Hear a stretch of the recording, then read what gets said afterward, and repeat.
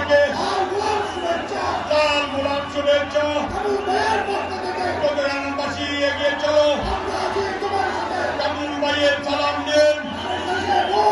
ধানের শীষে ভোট দিন তারেক জিয়ার সালাম দিন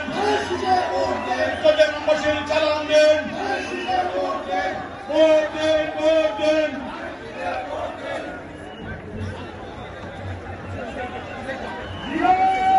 সবাই চাই এই পাশে দাঁড়ান না কেউ ওই পাশে দাঁড়ান ওই পাশে দাঁড়ান